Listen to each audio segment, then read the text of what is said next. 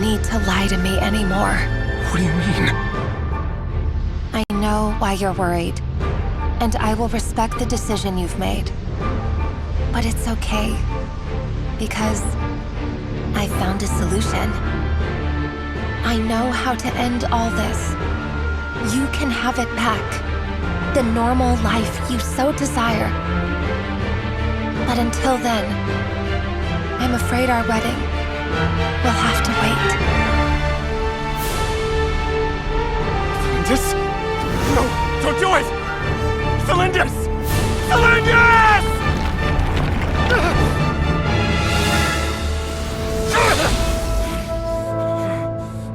I told you, Rerier. Let her go. You will find someone better. No! No, I won't do it! I have to save her! By what means exactly? A lowly pawn. You lack the power and the strength of will. Do you know a way? Tell me! Come to the palace. Join us.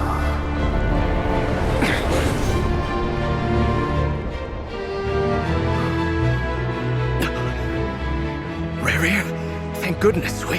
Step forth and take your share. You made it. Not you too.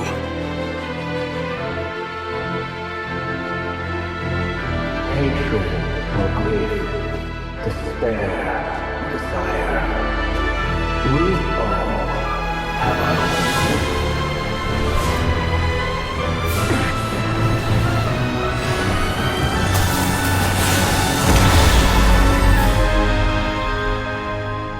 Rarier.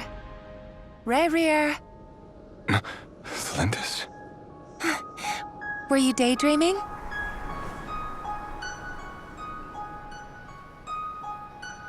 You still remember, Rarier? That question you asked me a couple of weeks ago? Oh. You mean the proposal?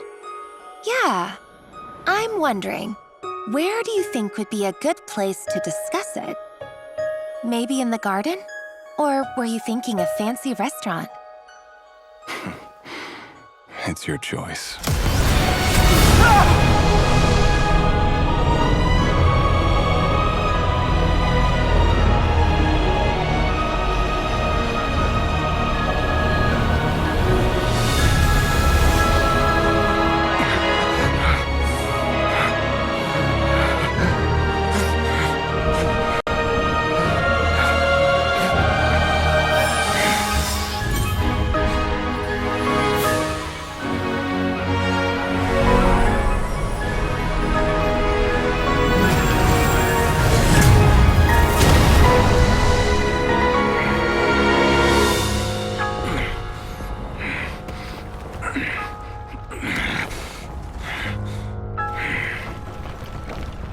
I will find you.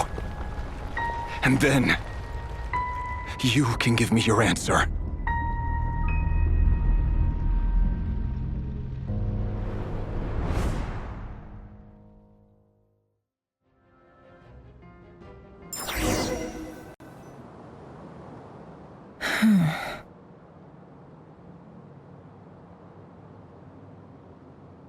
So that's how the Raker of Solnari was born.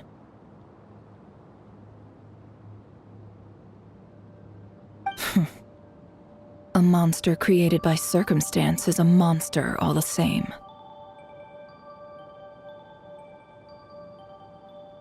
Viewing other people's thoughts for too long can get uncomfortable. Right now, I'm feeling a strong sense of loathing.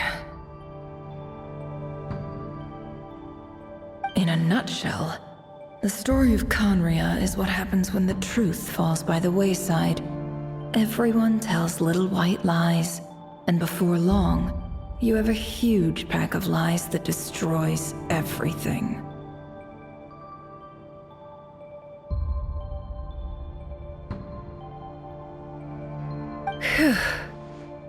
Time to get back. His past is filled with sorrow, but the tale of any fallen civilization is one of endless tragedy. Cruel as it may be, that was Conria's fate.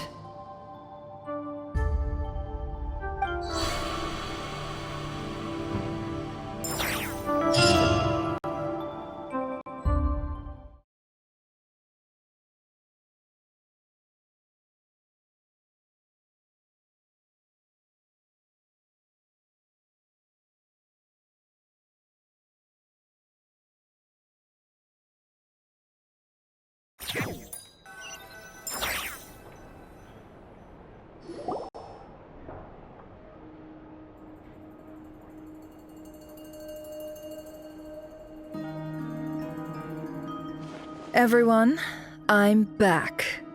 Can I get a standing ovation?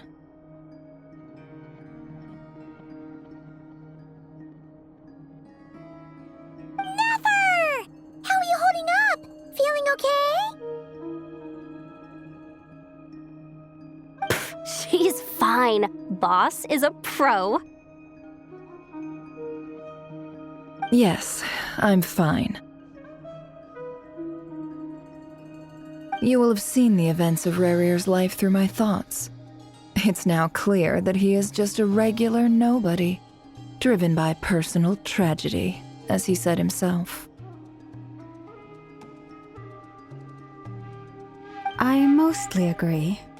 There's only so much we can know about him from his memories alone, but they did give us a clear glimpse into his life in Conria. However, I would not consider Rarier to be a nobody. He was deeply involved in the events of that era. Yet, when the catastrophe of a generation strikes, nobody is safe. Sounds to me like you're speaking in riddles again. Is this you urging me not to abandon the people of Nodcry in their hour of need? That's not what I meant. Although I do hope you choose to remain a part of the plan. Without you, the mission ahead will be all but impossible. Then try to remember that I respond better to the carrot than the stick, and I don't appreciate being bossed around.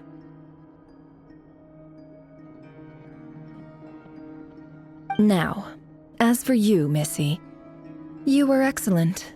You stuck to the rules of the ceremony and kept your mouth shut the entire time. Bravo. Cool! So, can you fill me in on the deets now? Most of what I saw went right over my head. Patience. You'll hear the whole story, don't you worry. But let's meet up with the others first. It will save me narrating it twice. Yehoda? Yes, boss!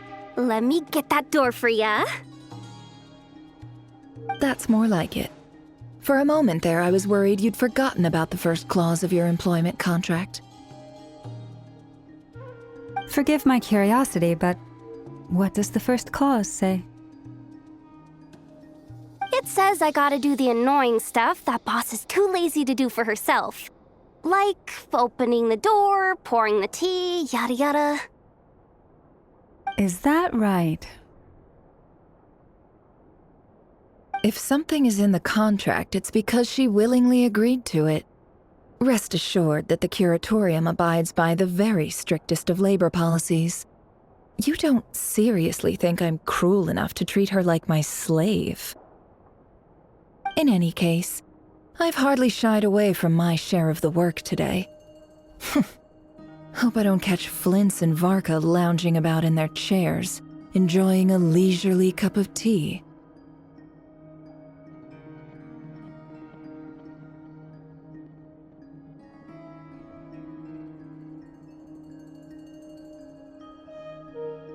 There's nothing I dislike more than other people enjoying themselves while I'm hard at work.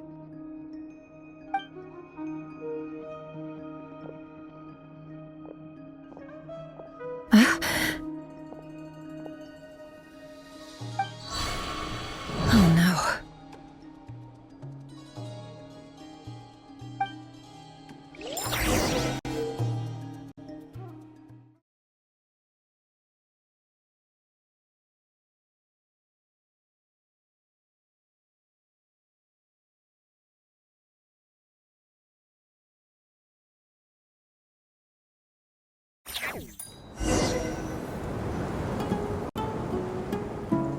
Sorry to disturb you, but we seem to have run into some trouble.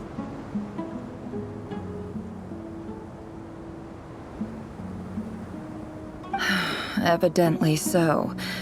Don't worry, I'm not about to leave you to fend for yourselves. I'm not that kind of boss. And it would go against the Curatorium's labor policy. I'm sorry? What did you hear me say? I wasn't talking about labor policy. Wait.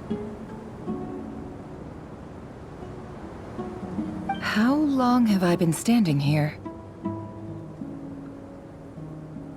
Not long. You just appeared by the door a moment ago.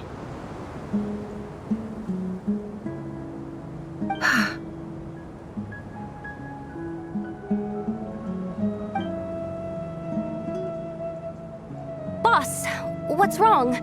You look like you've seen a ghost. We've been tricked.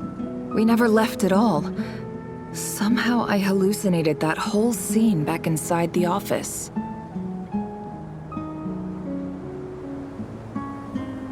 Hallucinated? But how? How indeed. This place should heed my will alone. All thoughts and actions that occur in here are just a result of pawns moving across the chessboard in a carefully calculated manner. And nobody has access to this chess set but me. So you control everything in here? More or less. But yes, it's a special technique of mine. Has anything like this ever happened before? Only once. It was the first time I used the chess set.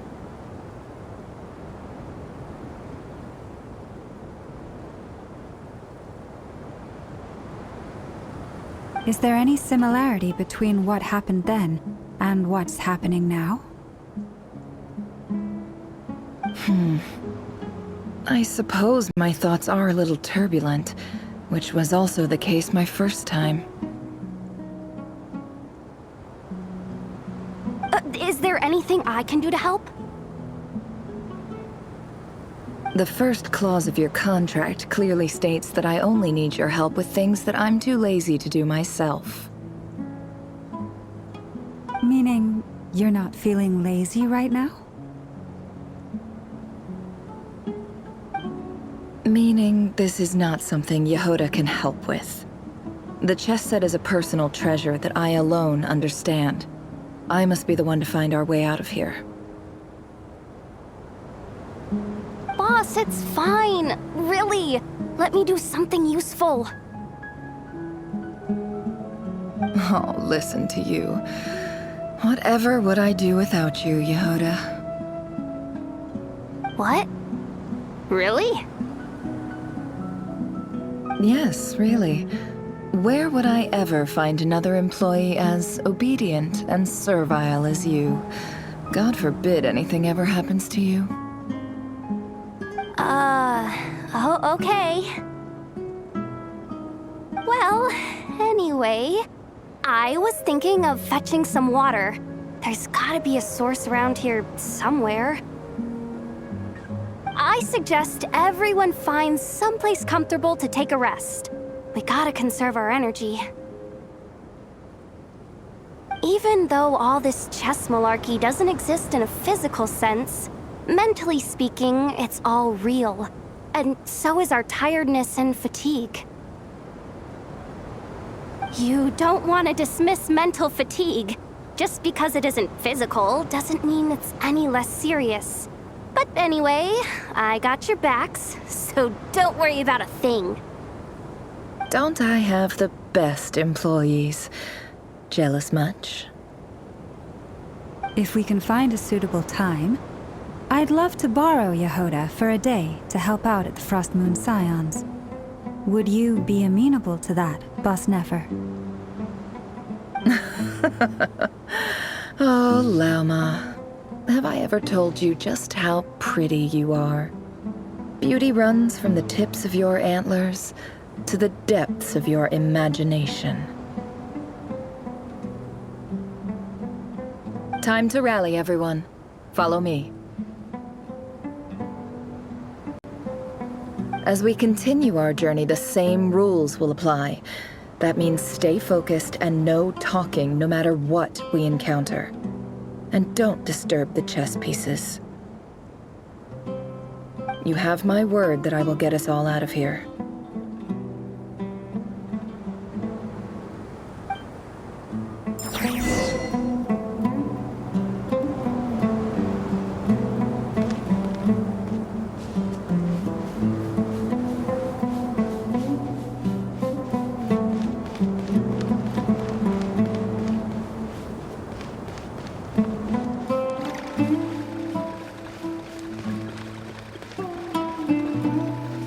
This place looks familiar. That's not a good sign. There's someone up ahead. I wasn't expecting visitors at this hour. Wait, is that? Oh, it's him. There you are! Sinue's been looking for you all day. I think he has some news for you. Oh, yeah? What were you doing just now, Uncle Retinue? Hiding away some more loose change? I know I saw some Mora. What do you mean, loose change? Oh, come on, I'm too old for this. Just pretend you saw nothing.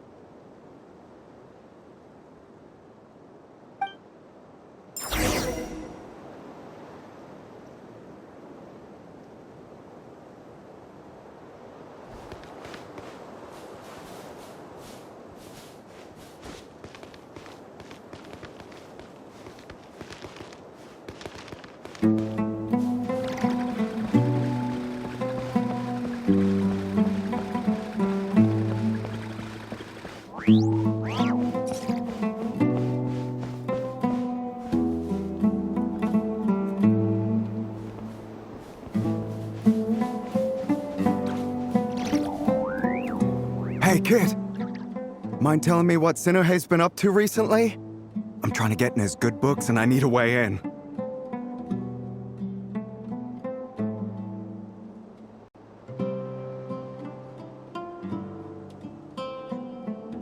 Get in his good books? Why? What do you want with my dad, Uncle Apepi?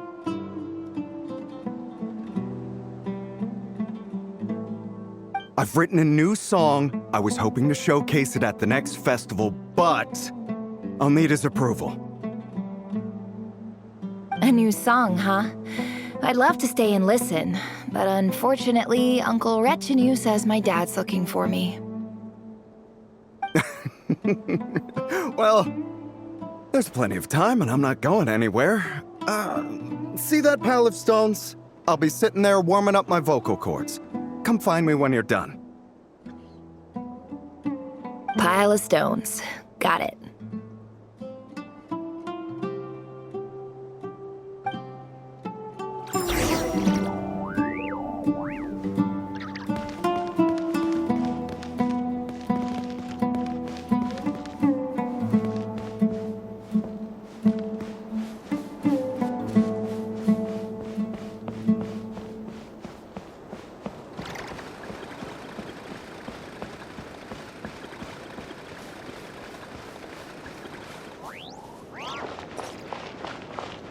Hi, Dad. Uncle Retinue said you were looking for me. Ah, there's my little princess. If you'd gotten back just a little sooner, you could have shared the spoils of war with me. Spoils of war? Who were you fighting against, Dad? It was just a figure of speech. The aftermath of a sandstorm is no time to be waging war. I was talking about our war against thirst. I went out to fix our water supply problem, and now I'm back. Which means... We have a well again! That's right. I found a new one and brought back as much water as I could carry. It should last us for a good while.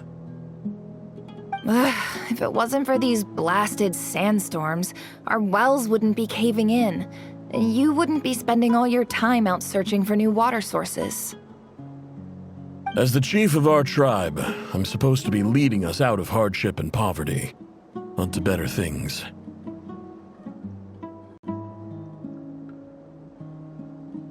You know how prosperous our ancestors were. I've told you all the stories. And look at us now. Squeezed into these hovels. No one would choose this, if it wasn't for the endless wars over the years. But things are looking up. I started working with some folks from the academia a few months back. They gave me some contacts in return for my assistance in the desert. So you're the academia's helper now? Special ambassador, they call it. Think of it as a partnership. It's nothing bad, okay? We've been isolated here in the desert for too long. Seeking opportunities elsewhere is the best thing for us, and the fastest way to progress. So, do you get anything good out of being a special ambassador? Of course. My luck's improving all the time. One day, I swear I'm gonna lead us out of this place. We'll find somewhere new. Somewhere better.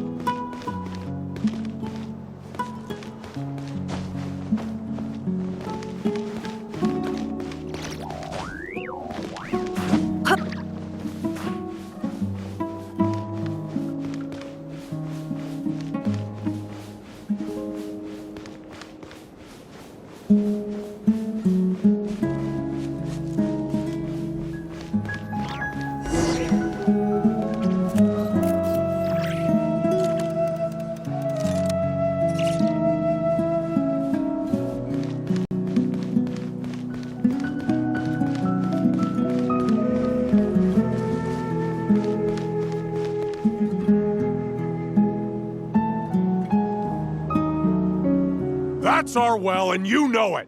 You stole from us! Well, you've gone from chief to thief, and now you have to face the consequences!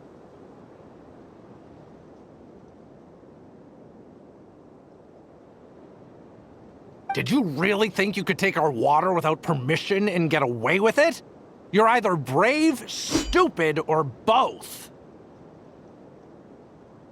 And that Special Ambassador Act? Yeah, nice try! We spoke to the academia. They said it was all news to them.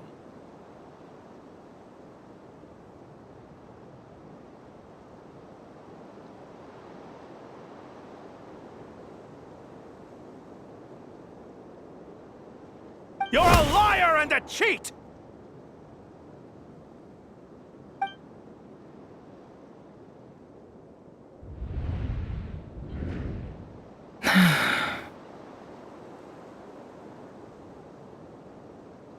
I heard Yehuda gasp, but I don't blame her. Most people are terrified by the sight of blood.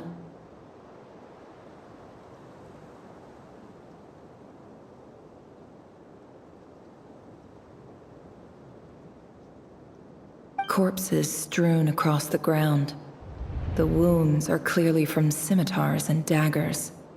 The desert dwellers' weapons of choice.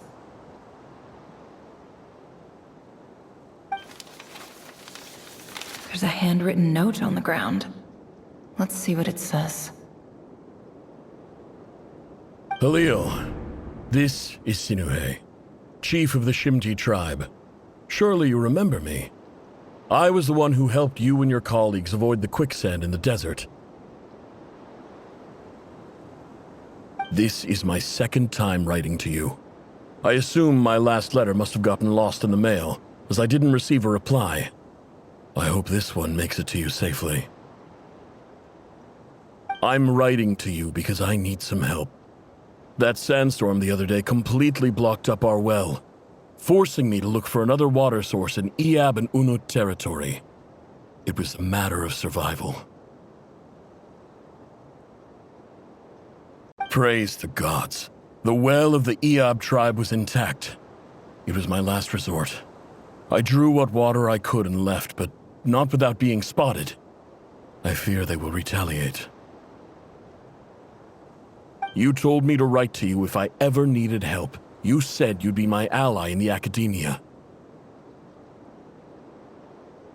I urgently need you to formally recognize my title of Special Ambassador and send some of your people to assist me for a few days. It's the only way I can convince them that this was the academia's decision and prevent them from retaliating. This is an emergency. Please send help as soon as possible. Looks like this letter never got sent. The writer died a grisly death, and the letter was trampled into the ground. It's badly defaced. Some parts are barely legible. What a ridiculous lie the surviving Shimti tell. Their whole village was butchered over a sip of water.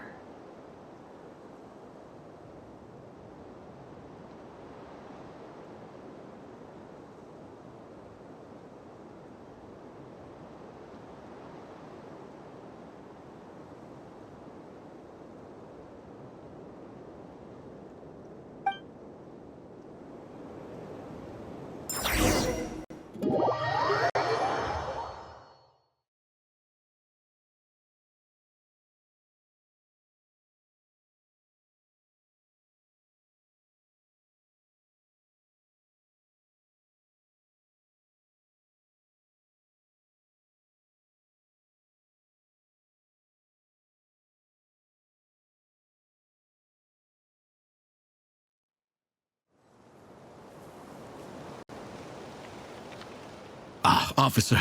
Welcome. Welcome to our humble village.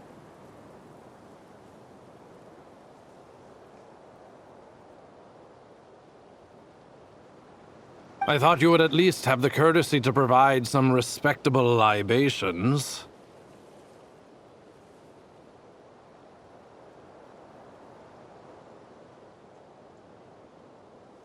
This is the finest wine Aru village has to offer.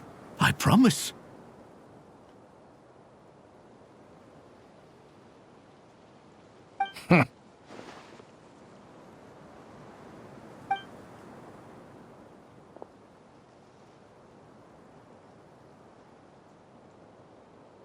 The Academia has agreed to reserve a single space for a candidate from your village.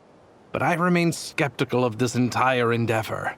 I highly doubt anyone in this desert possesses serious academic potential. Please, have faith. If not in us, then in our god. The child we found shows great promise. I beg you, take her away from this place. Give her a chance. Don't let her talent go to waste. I don't recognize her. New arrival? She showed up here a few days ago and we took her in. She's a really bright kid. Please help. I'm begging you. So, where are you from? Nowhere special. Just a sand dune. What about the rest of your family? How many of you are there? Just the one.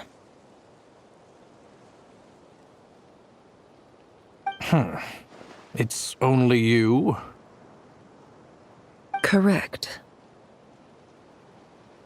So, no brothers, no sisters, no mother or father? Any who have slept on a bed of sand, I call my brothers and my sisters. Apart from that, I have no family.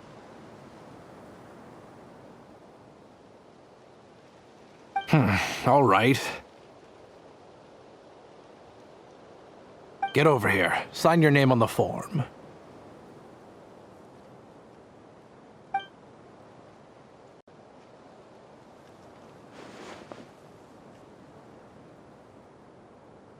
Never? You're rather fair-skinned for a desert dweller.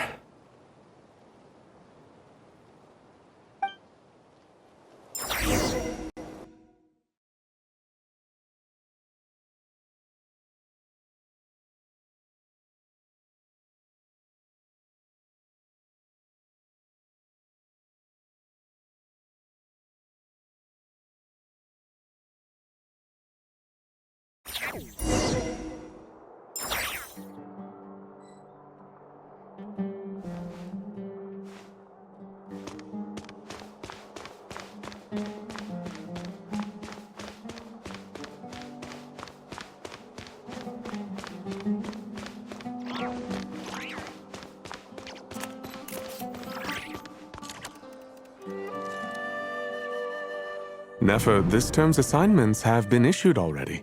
Please read through the materials thoroughly, conduct your own additional research, and then write an essay on the topic.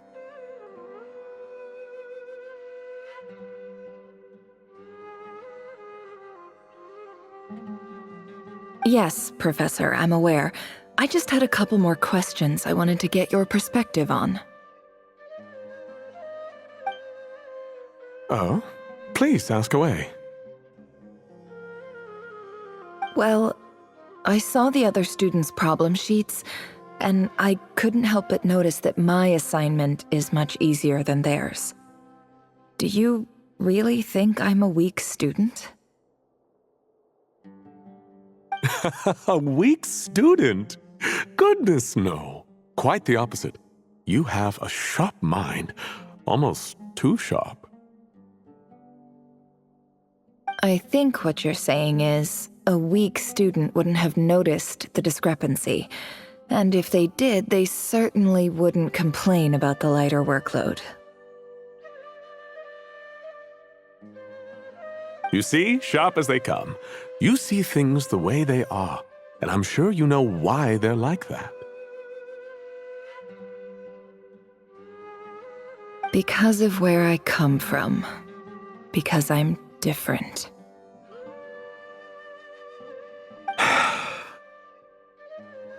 I'm sorry, Nefer. I don't like it any more than you do. It's just... Anyway, you said you had a couple of questions? What's the other one?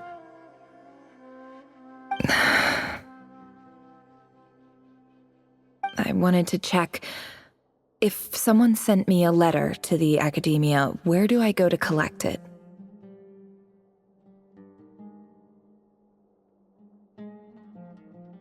Ah, your family wrote to you.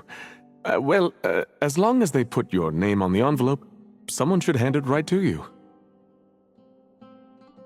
Not exactly. It's not even a recent letter. I was just curious where the mail would end up if no one collects it. The House of Dana, I expect. I know there's a box for unclaimed mail somewhere in there, probably sitting on a shelf. Whatever you're looking for, that'd be the place to start. Okay, got it. Thank you, Professor. Oh, don't mention it. Honestly, I feel like I failed you. I'm supposed to be your teacher, but I haven't taught you anything. Hey, don't say that. You're a great teacher, and you do your best for all your students. But the rules are the rules. You're not allowed to teach students like me.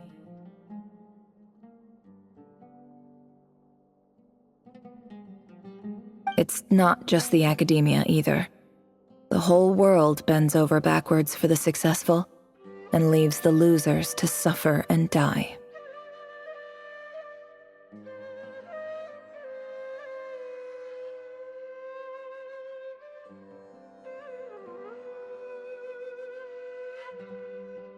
Oh, my dear child. Don't tell me you've given up on life already. I haven't. I just think that if you want to make it in this world, you have to find a way to become successful.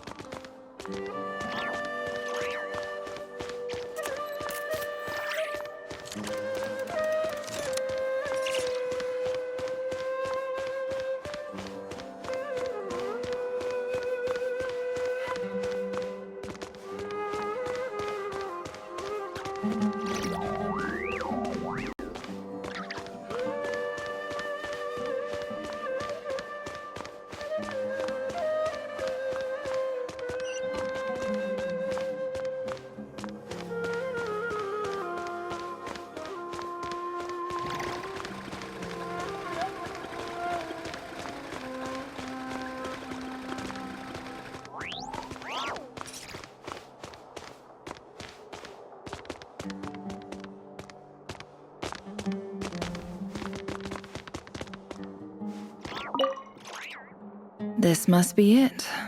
A big cardboard box full of unclaimed mail. And probably some letters that ended up here by mistake, too. Let's take a look.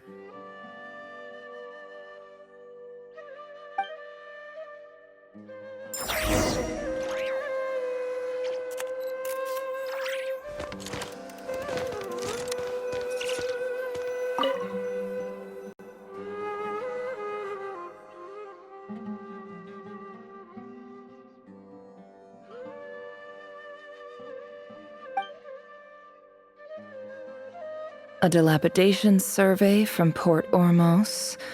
Looks like it's from a Core of 30 representative. What a strange thought. A bunch of mercs losing sleep over rundown buildings. This one was never even opened. I guess the recipient didn't care what the Core of 30 had to say about anything.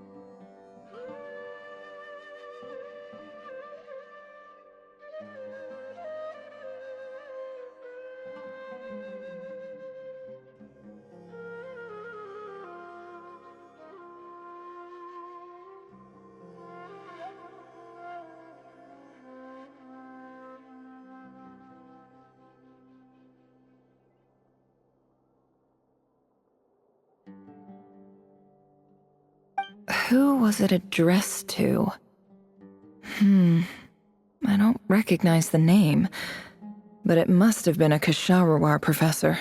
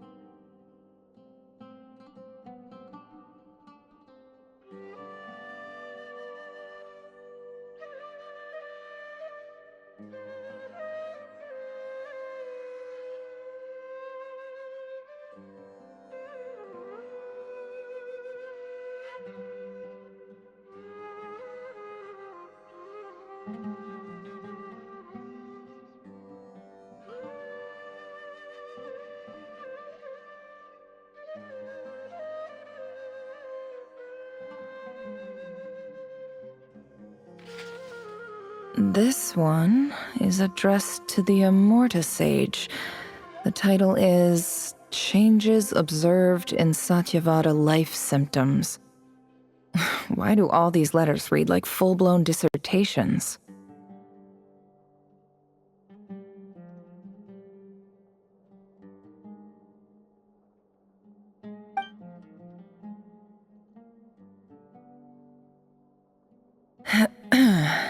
Guided by the incense, we became lost somewhere in the forest. All the barriers between levels of consciousness disappeared as our minds soared around in circles, looking for a branch to seek refuge on.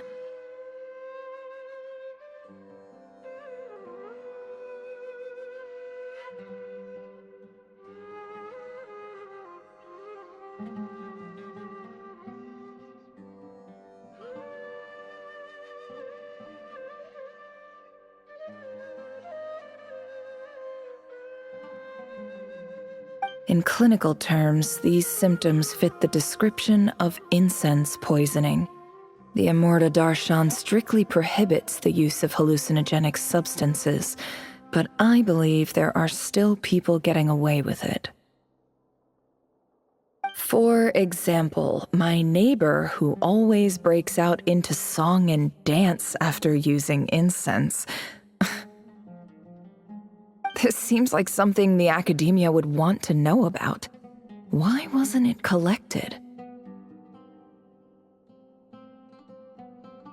Wait, what's this written on the back? It's so small. The note says, "The sender authored this letter while under the influence of mushrooms. I would send it back, but no return address was provided. Stamped by the Grand Conservator of the House of Dana."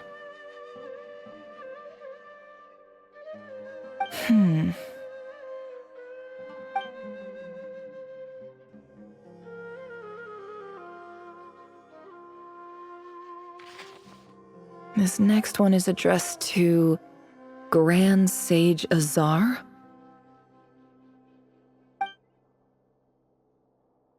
A few words of protest regarding recent changes in Sumeru's educational policy. In recent years, the academia has taken on a small number of students from the desert region, as per the policy to this effect. However, it appears to me that these students have not, in fact, been provided with educational opportunities that are, in any meaningful sense, equal to those enjoyed by their peers. As well as receiving dumbed-down assignments and perfunctory tutoring, they do not even have full access to the Akasha system. Education is the fundamental purpose of this institution, which should go without saying in a nation whose founding virtues are knowledge and wisdom. I ask you, is the lip service we pay to the policy of education for desert students truly the standard of pedagogy to which the academia aspires? As Grand Sage, policy decisions are your prerogative, but do not forget your roots. You and I were once students too, as was everyone else in this institution. I do hope you will give some serious attention to this matter. I encourage you to discuss issues like this with myself and others, and listen to some alternative opinions. Great letter. Shame it didn't get to where it needed to go. And the sender is...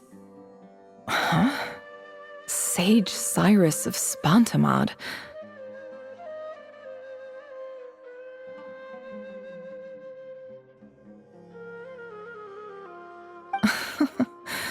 I didn't realize anyone else even knew how bad students like me have it in this place. So this is where letters from the Sage of Spontamod end up? Nice one, Grand Sage. Really enlightened leadership. Whatever. This isn't what I came here for. Moving on. I'm not exactly holding out hope that a letter sent from the desert would even make it here. But if it did, where else would it end up if not in this box? I can't believe how much discarded mail there is. Must have been years since someone last went through it all. And this, I don't believe for 1 second that any human being has sat down and read through all the documents in this place. Who has that much free time on their hands?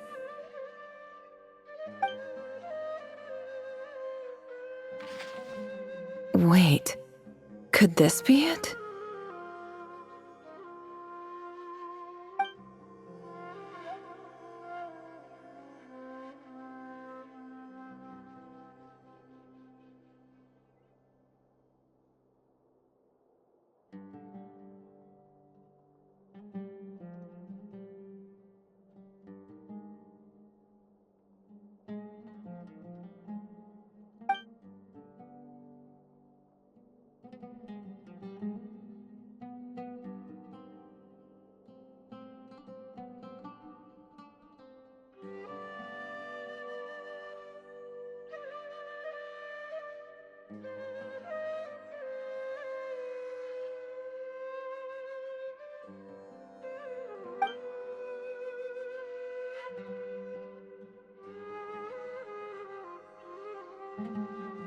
Greetings, Halil.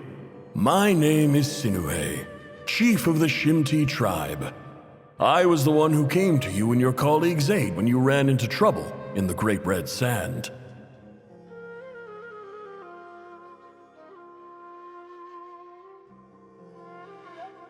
I don't know how well you remember it now, but I brought you to safety and gave you some water and other supplies. You seemed very pleased and told me your name. In my tribe, learning a person's true name is serious business. And I therefore see you all as friends. You were kind enough to leave your contact details, so we could stay in touch. The Shimti tribe lives a harsh, nomadic existence in the desert. You were sympathetic towards my plight, promising to make me a special ambassador of the academia and help us find a way to make a better living.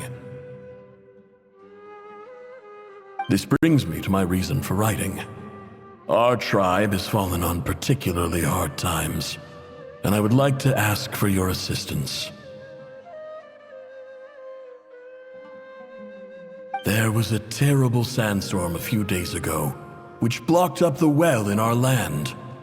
To ensure my people's survival, I had no choice but to venture into Iyab and Unut territory in search of an alternate water source. The Iyab and Unut are descended from the Thamudians, while we trace our ancestry to Tulatala. We worship the Lord of Flowers and have had relatively good relations with our fellow tribes up until now. I found a well belonging to the Iyab tribe. They declined to help us, but I really had no other option, so I took some water to keep me and my tribe alive. My actions are certain to incur their wrath. When we met, you assured me that you would be my ally in the academia. I would like to take you up on that offer, because I really need your help. I wonder if you could send an academia representative to meet with me.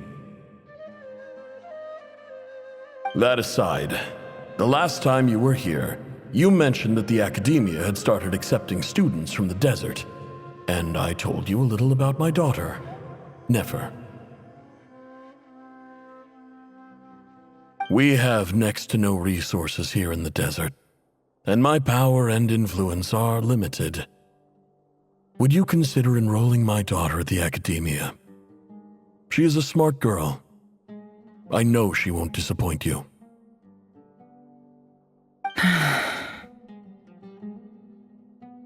From the outset, the academia never took you seriously. Those things they promised were just empty words. I doubt they even remember the name Sinuhe. And you were so emphatic that your luck had finally changed for the better. You swore you'd lead us to a better place one day. You spoke with such conviction, like you were the most powerful chief in the whole desert. You liar. You lied about everything. You promised the world and delivered on none of it. And who fell for it? Just me, by the looks of it. Despite your best efforts. Which makes you a pathetic liar. You weren't even any good at it. I think I'll take over from here. Let me show you how it's done.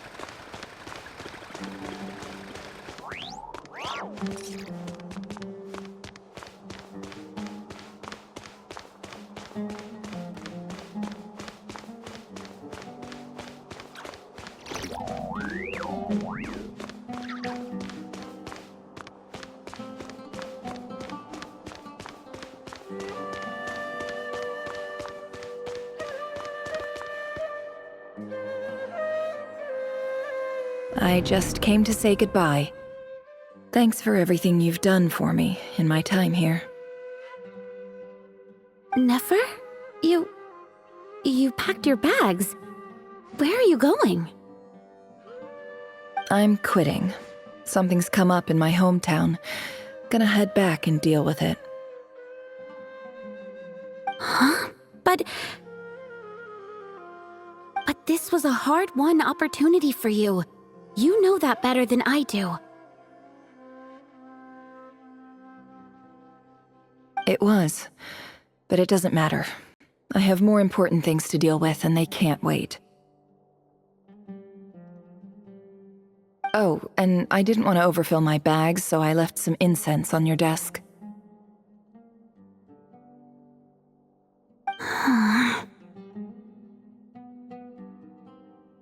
What's wrong?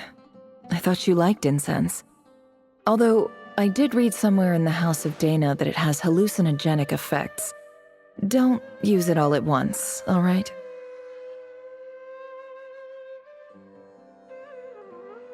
Isn't this the stuff you brought from your hometown? You're just letting me have it? But you said it's a rare and valuable commodity.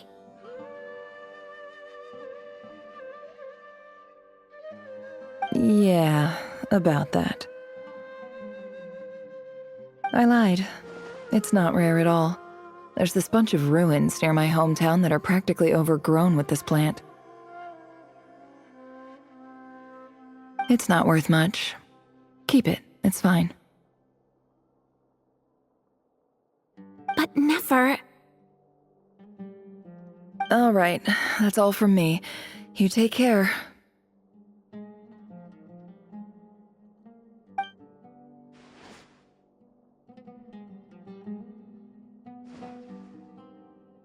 Don't forget me, okay? I mean, we're more than just classmates, right? We're friends. Yeah, I'll remember you. I lied again. That incense is worth a fortune, and it's a rare find even in those ruins.